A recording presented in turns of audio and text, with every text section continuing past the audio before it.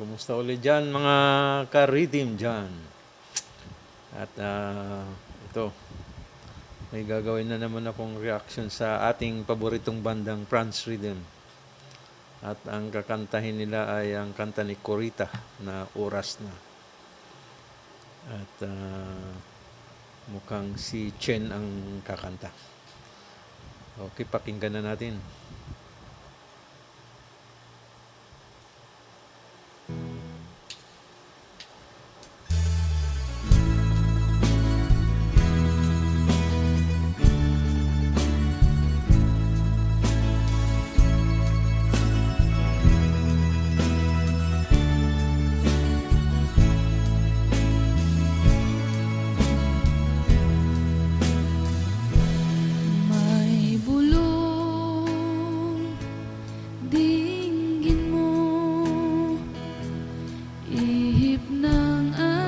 Chen sa mga ganyang kanta eh.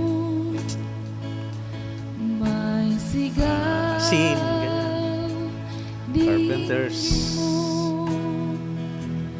At ubus na ang oras mo. Oras na magpasya. Galing ah. Kung saan ka pupunta. Oras na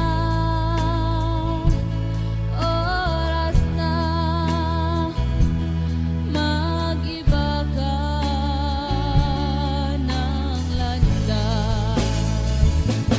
Tayo na sa liwanag. Ang takot ay nasa isip lamang. Tama na ang pag-aalinlangan. Ang takot ay nasa isip lamang. Kung daan di tiyak at ang ulo'y laging ligaw, damhin mo ang landas ng puso mo. Tayo na sa liwanag. Ang galing din ni Char. Takot ay nasa isip lamang. Tama na ang pag-aalinlangan. Ang takot ay nasa isip lamang. Dinggin mo, damhin mo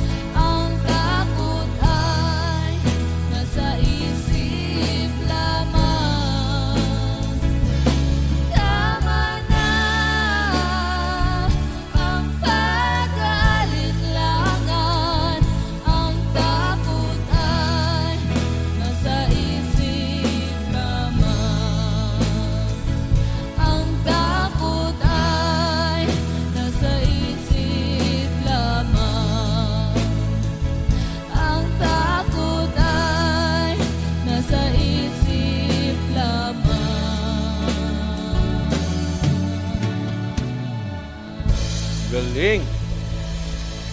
Galing. Basta mga ganyang kanta, talagang kuhang-kuha ni Chen. Kasama na yung mga kanta ng asin, mga ganyan.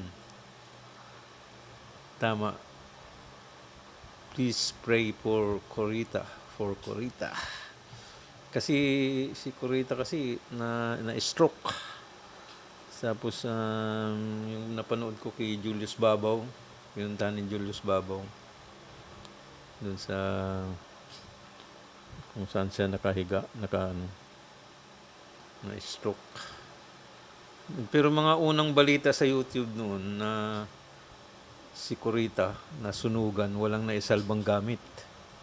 Ngayon iba na-stroke. Kaya kawawa din. Sana makarecover. Pero nung pinuntahan ni Julius, gising na gising naman siya eh. Hindi lang daw makakapagsalita. Julius Babaw ang pumunta doon. At may YouTube channel din yun eh. Si Julius Babaw. Okay. Mga nanonood sa video ko, maraming salamat po sa inyo sa panonood nyo sa video ko.